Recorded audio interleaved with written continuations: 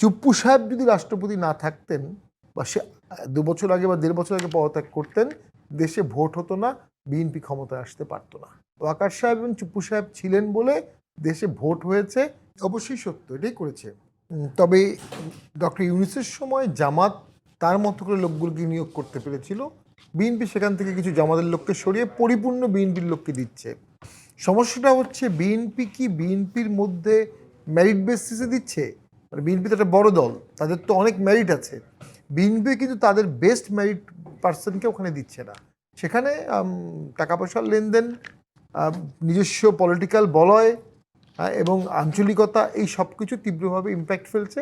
গভর্নমেন্টকে টাকা দেওয়া হচ্ছে, ট্যাক্স পেয়ারের মাধ্যমে যে বেতন দেওয়া হচ্ছে, সেই বেতনের টাকায় কিন্তু আমরা দেখতে পাচ্ছি বিএনপি নেতা কর্মীদেরকে আবার এটিও বলতে শোনা যায় যে মানে তারা তখন বিরোধী রাজনৈতিক দলের উদ্দেশ্যে বলেন যে আপনারা যদি নির্বাচিত হতেন আপনারাও তো একই কাজ করতেন, মানে অন্যান্য রাজনৈতিক দলও তো হয়তো নিজেদের লোককেই নিয়োগ দিত। অতীতে এরকম হয়েছে, অতীতে এরকম বারবার হয়েছে বলেই তো 24-এ একটা বড় আন্দোলন হয়েছে।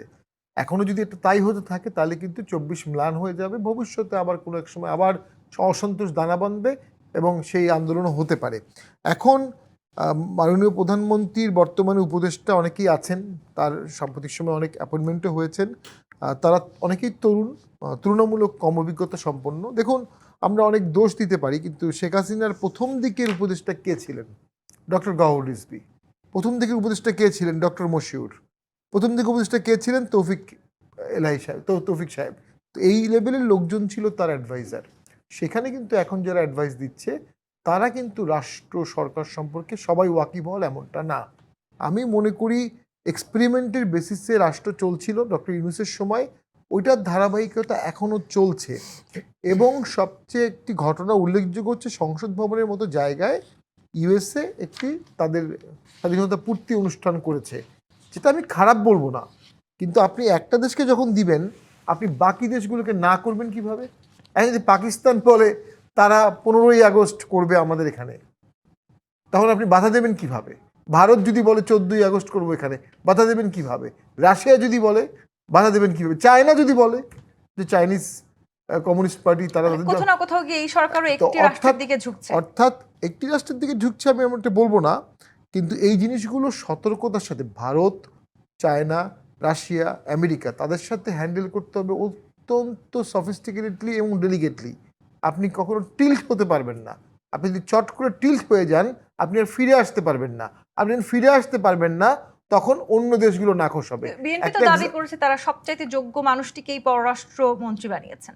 না, অবশ্যই তার অতীত যোগ্যতা অনেক আছে, এবং তিনি যোগ্য না হলে তো দুই রিজিমে কেউ থাকে না। ইউনূস রিজিমেও ছিলেন, এই রিজিমেও ছিলেন, তো সেই হিসাবে ডেফিনেটলি তার যোগ্যতা আছে। তবে আমরা যেটা অনুভব করি, বাংলাদেশে একটা ঘটনা ঘটে গেছে দুঃখজনকভাবে, এক্সটার্নালাইজেশন অফ ইন্টারনাল পলিটিক্স। বাংলাদেশে ভোট কি হবে, ভোটে কে আসবে, আওয়ামী লীগ ফিরে আসবে কিনা, আওয়ামী লীগকে ব্যান করতে হবে কিনা, এ সব কিছুই মনে হয় একটা এক্সটার্নাল ফ্যাক্টরের উপর নির্ভরশীল বা অনেকগুলো এক্সটার্নাল ফ্যাক্টরের উপর নির্ভরশীল। আমরা নিজেরা বসে 4-5টি দল নিজেরা বসে সমাধান করে কেন নিজেদের সমস্যাগুলো সমাধান করতে পারি না? আমি বর্তমান সরকারের তো এখনও সাফল্য ব্যর্থতা দেখার সময় আসেনি, তবে একটা ব্যর্থতা তো করে ফেলেছে, যে তাদের হাতের মধ্যে ছিল, তারা রিকনসিলিয়েশন করতে পারত। রিকনসিলিয়েশন সময়ের দাবি ছিল, রিকনসিলিয়েশন করবে বলেই যেদিন তারেক জিয়া বাংলাদেশে আসলেন, যারা বিএনপি করে না তারাও তার দিকে আসার মুখ চুলে তাকিয়েছেন এবং অনেকে ভোটও দিয়েছেন, এবং বিএনপি ল্যান্ডস্লাইড ভিক্টরি পেয়েছে। এরপরে কিন্তু রিকনসিলিয়েশনের দিকে বিএনপি হাঁটলো না। যেহেতু বিএনপি রিকনসিলিয়েশনের দিকে হাঁটলো না, এই যে অনেকগুলো মানুষের প্রত্যাশার জায়গাটা বিএনপি নষ্ট করে দিল। আপনার একটা বক্তব্যে আপনিও বলেছেন যে মানে আপনারা যদি সেই সময় বিএনপির সাথে না থাকতেন বিএনপি হয়তো এই জয় পেত না। মানে এটাকে আসলে আপনি ঠিক কিভাবে মূল্যায়ন করেন? মানে জাতীয় পার্টিকে আসলে জাতীয় পার্টির সাথে না থাকলে বিএনপি জয়ী হতো না, এটাকে কি আমরা এভাবে বলিনি। দেখুন, এই 2-3 দিন আগে মহামান্য পদত্যাগ করলেন, তার প্রতি আমার কোনো ব্যক্তিগত সিম্প্যাথি, তাকে আমি চিনিও না। মহামান্য পদত্যাগ করেছেন, এটা স্বাস্থ্যগত কারণে, এটা কেউ বিশ্বাস করে না। এখানে প্রেশার ছিল, একজন সাংবাদিক বলেছে বিশেষ এজেন্সির প্রেশারে ওনাকে ডেডলাইন দিয়ে দেওয়া হয়েছিল। চুপ্পু সাহেব যদি রাষ্ট্রপতি না থাকতেন বা সে 2 বছর আগে বা 1.5 বছর আগে পদত্যাগ করতেন, দেশে ভোট হতো না, বিএনপি ক্ষমতায় আসতে পারতো না। সেম ফর ওয়াকার সাহেব।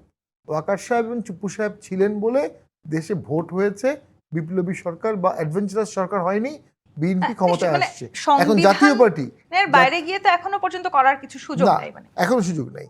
জাতীয় পার্টি ভোটে যাওয়ার কারণে জামাত এবং এনসিপি ভোট বর্জন করতে পারেনি।